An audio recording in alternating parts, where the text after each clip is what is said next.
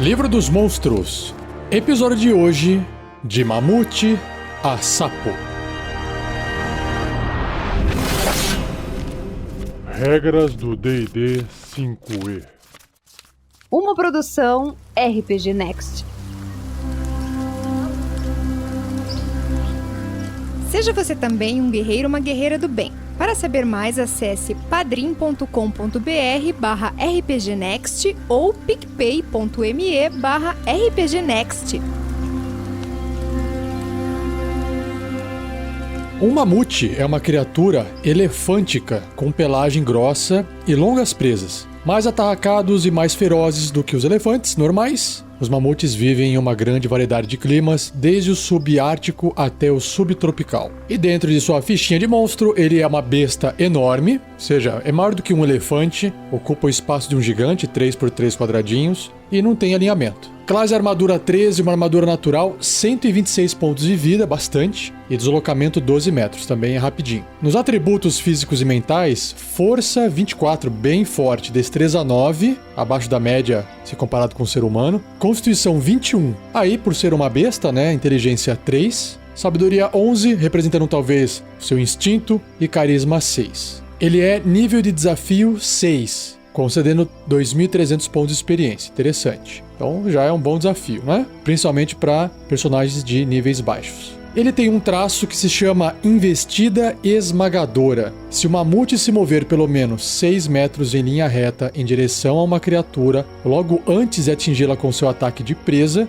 o alvo deve ser bem sucedido num teste de resistência de força com dificuldade 18 para não cair no chão. E CD 18 é um bom valor. Se o alvo cair no chão, o elefante pode realizar um ataque de pisotear contra ele com uma ação bônus. Então tá aí, essas são as ações que o mamute tem: presas e pisotear. Ambos são ataques corpo a corpo com arma, ambos têm mais 10 para atingir, só que tem uma diferença que é o alcance. Enquanto as presas alcançam 3 metros, o alvo, o pisotear, tem que estar adjacente, obviamente, né? E isso só pode ser feito contra uma criatura caída. Se as presas acertarem, causa 25 ou 4d8 mais 7 de dano perfurante. Então, bastante dano. E o pisotear, se acertar, pior ainda. 29 ou 4d10 mais 7 de dano de contusão. Basicamente, é um saco de pontos de vida que causa também bastante dano. Mastim. Os mastins são cães de caça impressionantes valorizados por humanoides por sua lealdade e sentidos apurados. Os mastins podem ser treinados como cães de guarda, cães de caça e cães de guerra. Os halflings e outros humanoides pequenos usam-nos como montarias. E aí, no seu bloco de estatísticas, ele é uma besta média, o que é um cachorro grande, né? Ocupando o espaço de um ser humano, imagina. Também não tem nenhuma tendência. Classe armadura 12, por causa da sua destreza. Pontos de vida 5, pouquinho, né? Deslocamento 12 metros, rapidinho. Então, nos atributos, não tem muito o que ser dito, porque a força é 13, destreza 14, a destreza é o maior valor, aí constituição 12, inteligência 3, porque é uma besta, sabedoria 12 e carisma 7. E ele tem um pequeno bônus de percepção, que é mais 3, para simular esse lance do cachorro, né? Ter o olfato aguçado, o ouvido aguçado, e ele tem um nível de desafio 1/8, que dá 25 pontos de experiência. E falando nesse sentidos aguçados do cachorro, é exatamente o traço que ele tem aqui, ó, audição e olfato aguçados. O mastim tem vantagem em testes de sabedoria e percepção relacionados à audição e ao olfato, não à visão. E aí ele tem uma ação apenas, que é a mordida, que é um ataque corpo a corpo com arma, mais 3 para poder atingir um alvo adjacente. Se acertar, causa 4 ou 1d6 mais 1 de dano perfurante. E se o alvo for uma criatura, ela ainda tem que ser bem sucedida num teste de resistência de força com dificuldade 11 para não cair no chão. Para simular que quando o animal morde, ele chacoalha e a pessoa pode acabar caindo no chão nesse processo, né? Para fechar, o mastim tem uma ilustração dele. Então imagina um cachorro que lembra um pouco um Rottweiler, só que com pelo claro. Tem aquela cara com o focinho não tão comprido, mas meio com uma papa caindo dos lados, orelha comprida caindo para os lados. Grande, forte, né? E ele tem uma cela de montaria, bem legal. Morcego. Começando então com o morcego comum, é uma besta miúda, não tem nenhuma tendência, classe armadura 12 por causa da sua destreza, 1 ponto de vida. Se tiver no chão, se desloca 1,5 m, né, um quadradinho ali no tabuleiro, bem devagarinho, mas voando 9 metros, legal. E obviamente, os únicos atributos acima de 10, que ele é uma criatura bem pequenininha, é a destreza, que é 15, e a sabedoria pela questão do instinto, que é 12. O resto tudo é abaixo de 10. Seu nível de desafio é 0, mas ele concede 10 pontos de XP. Ele tem percepção às cegas e 18 metros, que tem a ver com a sua ecolocalização, e que inclusive é um dos traços que ele tem, ecolocalização. Enquanto não puder ouvir, o morcego perderá percepção às cegas. Então ele está usando o áudio, né? E a visão aguçada, o morcego tem vantagem em testes de sabedoria e percepção relacionados à audição. Muito bom. E aí a ação que ele tem é a mordida. Um ataque corpo a corpo com arma, não tem nenhum bônus, é mais 0 para atingir, então rola o D20 ali, o que sair, saiu. Uma criatura adjacente se acertar causa 1 de dano perfurante, não rola o dado. E para emendar aqui ainda no morcego, o morcego gigante, que passa a ser uma besta grande, aí, pô, grande, né? Tamanho de um cavalo ali, imagina. Continua sem uma tendência, classe armadura 13, 22 pontos de vida, no chão vai deslocar 3 metros e voando 18 metros, o dobro do morcego normal. É claro que os atributos vão ter um boost gigante, né? A força de um morcego miudinho era 2, agora passa a ser 15 no morcego grande. Destreza 16, aumentou um pouquinho só. Constituição 11, inteligência 2, se mantém. Ele é só um morcego gigante, não é mais inteligente do que o morcego normal. Sabedoria 12, se mantém, e carisma 6. Continua com percepção às cegas e 18 metros, e seu nível de desafio agora é 1/4, 50 pontos de experiência. Ou seja, apesar do seu tamanho, ele continua tendo um desafio bem baixo. Ele também tem a ecolocalização e também tem a audição aguçada, isso não muda nada. E, obviamente, a sua ação de mordida, que é um ataque corpo a corpo com arma, vai ter uma grande melhoria, né? Porque ele é gigante aqui. Grande, no caso. Mais 4 para poder atingir uma criatura adjacente, se acertar, causa 5 ou 1d6 mais 2 de dano perfurante.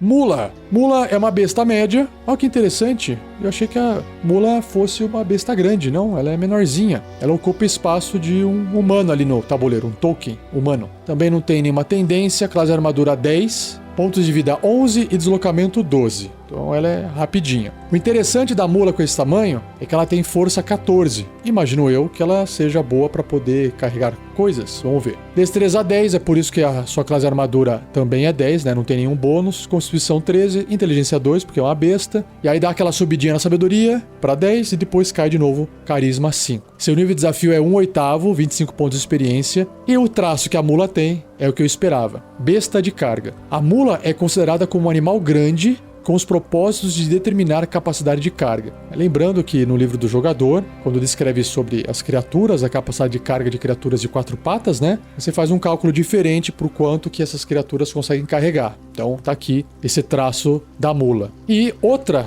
ela é estável. A mula possui vantagem em testes de resistência de força e destreza feitos contra efeitos que poderiam derrubá-la no chão. Então um vento, uma magia de força que vai tentar derrubá-la no chão, ela faz o teste com vantagem para poder resistir. Legal. E ela tem uma ação que é o casco. É um ataque corpo a corpo com arma, mais 2 para atingir um alvo adjacente. Se acertar, causa 1d4 mais 2 ou 4, se for o dano médio, de contusão. Indo para a letra P, Pantera. Pantera é uma besta média, não tem uma tendência. Classe armadura 12, 13 pontos de vida, e aí o seu deslocamento no chão é bem rápido, 15 metros. E escalando, cai um pouquinho, 12 metros. Legal. Já a força é 14, destreza 15, então valores altos aí, se comparado com o ser humano. Constituição 10 na média, agora inteligência 3, sabedoria sobe para 14, para representar esse instinto de caçador, talvez, né? Como se quase fosse uma inteligência, e carisma cai de volta para 7. E aí ela tem alguns bônus em perícias, as skills, furtividade mais 6, para poder se esconder e chegar próximo de sua presa, e percepção mais 4. Para perceber a aproximação de alguém. Legal. Seu nível de desafio é 1/4, 50 pontos de experiência. E ela tem aqui 2 traços, o bote e o faro aguçado. O bot diz que se a pantera se mover pelo menos 6 metros em linha reta em direção a um alvo logo antes de atingi-lo com seu ataque de garra, o alvo deve ser bem sucedido num teste de resistência de força com dificuldade 12 para não cair no chão. Exatamente o bot, né? Tá pulando em cima e tentando derrubar no chão. Se esse alvo cair no chão, né, falhou no teste, a pantera poderá usar sua ação bônus e realizar um ataque de mordida contra ele. Legal. E o faro aguçado, a pantera tem vantagem em testes de sabedoria, percepção, relacionados ao olfato. Geralmente sempre são 3 sentidos, né? Que a gente usa aqui no jogo. Olfato, visão e audição. Legal. E aí em ações temos a mordida e garras. Ambos são ataques corpo a corpo com arma. Mais 4 para atingir um alvo adjacente. Se acertar a mordida, causa 5 ou 1d6 mais 2 de dano perfurante. Se acertar a garra, 4 ou 1d4 mais 2 de dano cortante. Pouquinho menos, mas dá pra ver que a mordida, que faz parte do bote, é a ofensiva mais mortal da pantera. Piranha. Uma piranha é um peixe carnívoro de dentes afiados. As piranhas podem se adaptar a qualquer ambiente aquático, incluindo lagos subterrâneos gelados. Elas frequentemente se juntam em cardumes, e aí tem as estatísticas para um enxame de piranhas na parte de enxame. Então vamos lá. Piranha é uma besta miúda, também não tem tendência. Classe armadura 13. Caramba! Ah, é por causa da sua destreza de 16. 1 ponto de vida, fora d'água não tem deslocamento, mas dentro dela pode nadar a 12 metros. E aí nos atributos, a destreza, como eu disse, é 16, que é o maior valor. Constituição é 9, que é o segundo maior valor. E depois só vai piorando, né? Inteligência 1, força 2, sabedoria 7, carisma 2. Ela tem sentido de visão no escuro de 18 metros e percepção passiva de 8. Seu nível de desafio é 0, mas concede 10 pontos de experiência. Ela tem um traço chamado frenesi de sangue. A piranha tem vantagem nas jogadas de ataque corpo a corpo contra qualquer criatura que não esteja com todos os seus pontos de vida. Ou seja, tá ali machucado, tá sangrando um pouco. E aí ela tem vantagem. Outro traço é o respirar na água. A piranha pode respirar apenas embaixo d'água. Por que será? E aí a ação que ela tem é a mordida, ataque corpo a corpo com arma, mais 5 para atingir, caramba, um ótimo bônus, hein? Para uma criatura de nível desafio 0. Um alvo adjacente, se acertar, causa 1 de dano perfurante. Então o problema dela não é ter uma só, né? É ter várias. Polvo. Polvo é uma besta pequena, também imparcial. Classe armadura 12, por causa da sua destreza mais alta. Pontos de vida 3. Deslocamento 1,5 m, fora da água, né, na terra. Mas dentro da água, nadando 9 metros. E a destreza é o atributo mais alto do polvo, 15. Tem constituição 11, inteligência 3. É aquela coisa, ainda é uma besta, mas ao invés de ter uma inteligência 2, como a maioria delas, ele tem 3, né? Um pouquinho mais inteligente. Em perícias tem furtividade mais 4 e percepção mais 2. E sentidos, visão no escuro de 9 metros. Seu nível de desafio é 0, 10 pontos de experiência. E aí ele tem 3 traços. Camuflagem submersa, o polvo tem vantagem em testes de destreza furtividade feitos enquanto estiver submerso. Faz sentido. Prender a respiração, enquanto estiver fora da água, o polvo pode prender a respiração por 30 minutos. E de fato, né, o polvo consegue ficar fora da água por um bom tempo. E o último traço é o respirar na água, né, ele só pode respirar embaixo d'água, assim como a piranha. E aí, em ações, o polvo normal tem tentáculos e a nuvem de tinta. Tentáculos é um ataque corpo a corpo com arma, mais 4 para poder atingir um alvo adjacente. Se acertar, causa 1 de dano de contusão. E o alvo fica agarrado, com uma dificuldade de 10 para escapar. Até o agarrão acabar, o polvo não pode usar os seus tentáculos em outro alvo.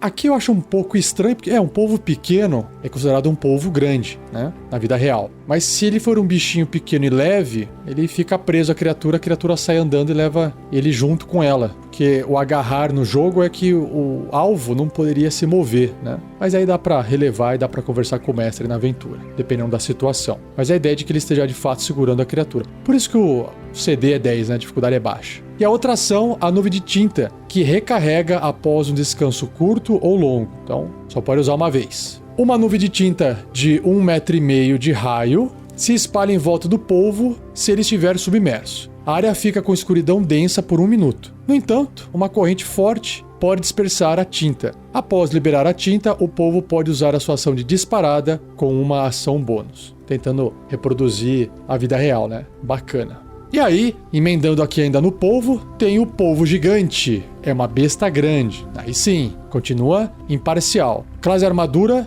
11. Caiu um pontinho aí em relação ao polvo normal. 52 pontos de vida, bem mais forte. Deslocamento na terra 3 metros e na água dobrou, 18 metros. Uau, bem rápido. Força 17, bem forte. Destreza 13, ok. Constituição 13, inteligência 4. Um pouquinho mais inteligente, hein? Do que o polvo normal. Sabedoria 10 e carisma 4. Perícias, furtividade mais 5, um pouquinho mais furtivo. Percepção mais 4, também melhorou. E a visão no escuro agora é de 18 metros. E seu nível de desafio é 200 pontos de experiência, né? São poucas criaturas aqui no apêndice A que tem nível de desafio um pouquinho mais alto, né? Assim como o polvo gigante. E aí ele tem também camuflagem submersa, também tem prender a respiração, só que nesse caso dura 1 hora, ao invés de 30 minutos, e também o traço de respirar na água. Em ações, ele tem tentáculos, igual o polvo normal, e também a nuvem de tinta. Só que tem alguns valores diferentes. Vamos ver aqui, ó. O ataque continua sendo corpo a corpo com a arma, mais 5 para atingir, melhorou um pouquinho. Só que o alcance agora é 4,5 metros, 3 vezes maior do que o polvo normal. Se acertar, causa 10 ou 2d6 mais 3 de dano de contusão, e o alvo fica agarrado com uma dificuldade de 16 para escapar. E claro que até esse agarrão escapar, o alvo fica impedido e o polvo não pode usar seus tentáculos em outro alvo. Corrigindo aqui então, no polvo normal. Apenas no polvo gigante, o agarrão deixa a criatura impedida. No polvo normal, não. Então faz sentido o que eu falei. O polvo se prende à criatura, né? Normal. E aí não significa que ela não possa continuar andando, porque ela não está impedida, né? Foi uma falha minha aqui. Agora, no polvo gigante, de fato, a criatura fica impedida. Só que ela não pode usar os tentáculos em outro alvo. Show. E a nuvem de tinta, que também continua recarregando após um descanso curto ou longo, tem uma distância maior. Tem um raio maior, no caso, né? 6 metros de raio. Uma tinta bem maior. E essa área de escuridão também continua ficando por 1 minuto. A corrente forte também pode dispersar. E aí o resto é normal, né? O polvo pode usar a ação de disparada com ação bônus. Pônei, uma besta média, sem tendência ou alinhamento. Classe armadura 10, pontos de vida 11, deslocamento 12. E o pônei tem força 15, olha que legal. Constituição 13, destreza 10 na média de ser humano, inteligência 2, sabedoria 11 e carisma 7. Ele é um nível de desafio 1/8, 25 pontos de experiência. E aí ele pode atacar com casco, que é um ataque corpo a corpo com arma, mais 4 para poder atingir um alvo adjacente se acertar, 2d4 mais 2 de dano de contusão ou dano 7 médio. Basicamente é isso. Pônei não tem muita coisa para ser apresentado. Rã gigante. Não entra nem a rã normal porque é muito pequenininha, né? Rã gigante, uma besta média. Ocupa ali um quadradinho no tabuleiro. Não tem nenhuma tendência, ela é imparcial. Classe armadura 11, pontos de vida 18. Deslocamento em terra 9 metros e natação 9 também, igual. Força 12, destreza 13, constituição 11, então valores acima de uma média humana. Então é forte, né? Pro tamanho da criatura. Inteligência 2, sabedoria 10 e carisma 3. Perícias, furtividade mais 3 e percepção mais 2. Um pouquinho de bônus aí. Sentidos de visão no escuro, 9 metros, que legal. E o seu nível de desafio é 1/4, 50 pontos de experiência. Aí ela tem o traço de anfíbio, né? Ela pode respirar ar e água. E ela tem uma outra característica que se chama salto parado. O salto à distância da rã vai até 6 metros e o salto em altura vai até 3 metros. Com ou sem uma corrida inicial, que tem a ver com as regras de salto do livro, né? E aí na parte de ações ela tem 2, mordida e engolir. Nossa, vamos ver. Mordida é um ataque corpo a corpo com arma, mais 3 para atingir o alcance adjacente um alvo. Se acertar, causa 4 ou 1d6 mais 1 de dano perfurante e o alvo fica agarrado, com uma dificuldade de 11 para escapar. Até o agarrão acabar, o alvo fica impedido e a rã não pode morder outro alvo, obviamente, né? Tá com a boca ocupada ali. E aí a ação de engolir, ela é um pouco mais comprida, a descrição, diz que a rã realiza um ataque de mordida contra um alvo pequeno ou menor que esteja agarrando. Se o ataque atingir, o alvo é engolido e o agarrão termina. Enquanto estiver engolido, o alvo está cego e impedido. Ele também terá cobertura total contra ataques e outros efeitos de fora da rã, obviamente, e sofre 5 ou 2d4 de dano de ácido no começo de cada turno da rã. A rã pode ter apenas um alvo engolido por vez, né? Porque não cabe mais gente dentro do corpo dela. Então ela só vai ser de fato perigosa para halflings, gnomos, raças pequenas. No caso, o engolir, né? Se a rã morrer, a criatura engolida não estará mais impedida por ela e poderá escapar do corpo usando 1,5 metro de movimento, estando caída ao sair, né? Porque está se rastejando e saindo de dentro do corpo da rã.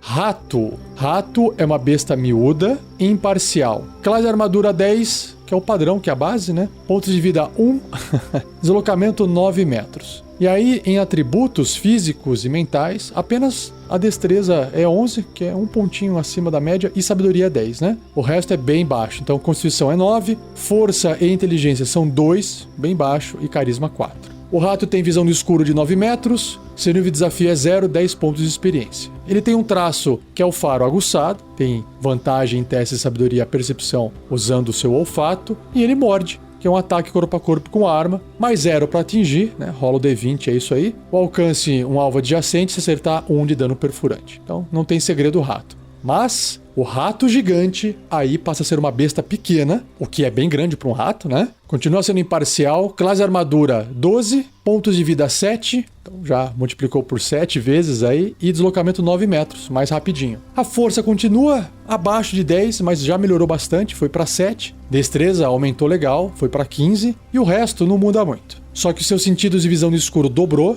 né? Dobra de tamanho, 18 metros ao invés de 9. E seu nível de desafio passa a ser 1/8, 25 pontos de experiência. Ele mantém o seu faro aguçado, mas agora tem táticas de matilha, um novo traço. O rato tem vantagem nas jogadas de ataque contra uma criatura se pelo menos um dos aliados do rato estiver a 1,5 metro das criaturas e não estiver incapacitado. E aí ele também continua com a ação de mordida, né? Porque é um rato e continua fazendo a mesma coisa com o rato normal. É um ataque corpo a corpo com arma, mais 4 para atingir o alvo adjacente, se acertar causa 4 ou 1d4 mais 2 de dano perfurante. Não tem segredo. Mas olha só, não acabou ainda. O livro traz aqui uma variação de regra chamado rato gigante infectado. Olha que legal. Alguns ratos gigantes carregam doenças vis que eles podem transmitir através de suas mordidas. Um rato gigante infectado possui um nível de desafio 1/8, 25 pontos de experiência. Nesse caso, não mudou nada em relação ao desafio normal. E a seguinte ação, ao invés de seu ataque de mordida normal. O nome dessa nova ação continua sendo mordida, mas tem uma descrição diferente. Ela é mais comprida. É um ataque corpo a corpo com a arma, mais 4 para poder atingir. Até aqui não mudou nada. Alcance, né? Um alvo adjacente. Se acertar, vai causar o mesmo dano, 1d4 mais 2 perfurante. Só que aí vem o acréscimo. Se o alvo for uma criatura, ela deve ser bem sucedida num teste de resistência de constituição com dificuldade 10 ou contrairá uma doença. Até a doença ser curada, o alvo não pode recuperar pontos de vida, exceto por meios mágicos. Então um descanso curto não iria resolver, nem descanso longo. E o máximo de pontos de vida do alvo é reduzido em 3, ou você pode rolar um D6, a cada 24 horas. E se esse máximo de pontos de vida chegar a 0, a criatura morre. Então é uma doença forte, né? Então se de repente morde ali um guerreiro sozinho viajando e não tiver como tratar essa doença, morre, né? Legal. Rinoceronte. Esse eu tenho curiosidade, será que ele tem uma boa armadura, né? Besta gigante, imparcial, classe armadura 11, não tanto, mas de fato é uma armadura natural, que ele tem uma destreza negativa, 8, então se não tivesse essa armadura natural, a sua CA seria de 9. Então ele tem 2 pontinhos aí de armadura natural, que representa bem, né, a sua aparência. Pontos de vida 45, 12 metros de deslocamento, mais rápido do que um ser humano. Força 21, forte pra caramba. E aí a destreza já tinha falado 8, Constituição 15, Inteligência 2, Sabedoria 12 e Carisma 6. Seu nível de desafio é 2, caramba, 450 pontos de experiência. Aí ele tem um traço chamado investida, né? Se o rinoceronte se mover pelo menos 6 metros em linha reta em direção a uma criatura logo antes de atingi-la com seu ataque de chifre, o alvo sofre 9 ou 2d8 de dano de contusão extra. Caraca! Se o alvo for uma criatura, ela tem que ser bem sucedida num teste de resistência com força 15 para não cair no chão. E o chifre é a ação que ele tem. Um ataque corpo a corpo com arma, mais 7 para poder atingir, né? Um alvo adjacente, se acertar causa 14 ou 2d8 mais 5 de dano de contusão. Eu acho que aqui caberia colocar um dano perfurante também, né? Que é um chifre, o chifre é pontudo, então acho que daria para mudar. E por fim cheguei no sapo. O sapo não é a última criatura, tem o sapo gigante, mas a gente acaba aqui o cast, hein? Sapo, uma besta miúda, imparcial, classe armadura 11, 1 ponto de vida, deslocamento 6 metros e natação 6 metros. Fico imaginando quem que iria lutar contra um sapo, né? Sapo dá pra pegar na mão, coitado. Força 1, né? Destreza 13. Aí Constituição 8, Inteligência 1. Coitado, bicho bem, né? Se tivesse 0, não tava nem vivo. Sabedoria 8 e Carisma 3. Só que ele tem algumas perícias com bônus. Furtividade mais 3 e Percepção mais 1. Visão no escuro 18 metros. Seu nível de desafio é 0 e ele concede 0 XP. Por quê? Porque ele não tem um ataque, então de fato não foi feito para lutar com ele, foi feito para alguém, sei lá, bater só nele. Ele é um anfíbio, pode respirar na água e ele tem o salto parado, que o salto à distância de um sapo vai até 3 metros e o salto em altura vai até 1,5 metro. Caramba, nunca vi sapo pular tão alto assim, mas tudo bem. Com ou sem uma corrida inicial. E aqui tem um texto que diz, né? Um sapo não tem ataques efetivos. Ele se alimenta de pequenos insetos e geralmente vive perto da água, em árvores ou no subterrâneo. As estatísticas do sapo podem ser usadas para representar uma rã, porque a rã não tinha essa rãzinha normal pequenininha, né? Agora, o sapo gigante, obviamente, vai ter ataques efetivos. Ele é uma besta grande, aí sim, ocupando o espaço de um cavalo ali. Continua sendo imparcial, classe armadura 11, 39 pontos de vida. Aí faz diferença. Deslocamento em terra 6 metros e nadando 12 metros. Então é a mesma velocidade de um sapo normal na terra, só que nadando é o dobro, né? Força 15, bem forte, destreza 13, igual um sapo normal, constituição 13, inteligência 2, dobrou, olha só que beleza. Sabedoria 10 e carisma 3. Sua visão no escuro é de 9 metros. Eita, metade do sapo normal, piorou. E seu nível de desafio é 1, 200 pontos de experiência. Ele continua sendo anfíbio, também tem um salto parado, só que os números aumentam, né? O salto à distância do sapo vai até 6 metros e o salto em altura vai até 3 metros com ou sem uma corrida inicial. E aí ele tem a mordida e o engolir. Mordida é um ataque corpo a corpo com arma, mais 4 para atingir o alvo adjacente a ele. Se acertar 7 ou um D10 mais 2 de dano perfurante, mais 5, que é um D10, de dado de veneno, e o alvo fica agarrado, com uma dificuldade de 13 para escapar. E até esse agarrão acabar, o alvo fica impedido e o sapo não pode morder outro alvo, igual a rã gigante. E aí tem o engolir também, a ação parecida com a rã gigante, né? O sapo realiza um ataque de mordida contra o alvo médio.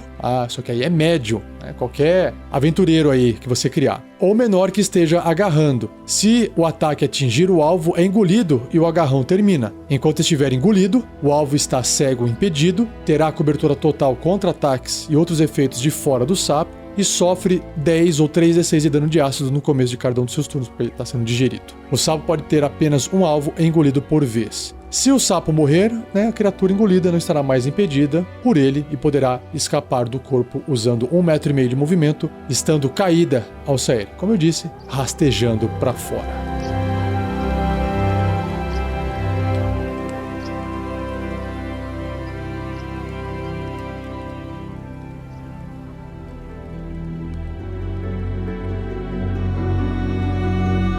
E assim eu encerro mais um episódio do Regras do D&D 5e. Espero que você tenha curtido. Não se esqueça de compartilhar. Se estiver ouvindo no local que dê para dar joinha, deixe o seu joinha. Agradeça ao Gleico Vieira Pereira pela edição fantástica de mais um episódio. E um aviso aqui para todos vocês. Novidade. Eu criei um servidor no Discord com foco em D&D, em Dungeons & Dragons. Qualquer edição. O servidor se chama D&D BR, o link está no post do episódio, e a ideia é de que no futuro esse servidor seja o maior servidor brasileiro sobre qualquer edição passada, presente e até futura, né? Uma 6ª edição. Se você estiver ouvindo aí no futuro, será que você já está jogando a 6ª edição? Lá tem todo tipo de canal para compartilhar coisas, conversar, pode fazer jabá, pode discutir, pode procurar por mestres e até jogadores. Sua presença vai ser muito bem-vinda, então se você quiser participar, acesse o link do Discord que está no post desse episódio. E não perca o próximo episódio, onde eu vou continuar com a leitura desses monstros do apêndice A, começando com a serpente e indo até o ou a Worg, W-O-R-G, Worg. Beleza? Então é isso, um abraço e até o próximo episódio.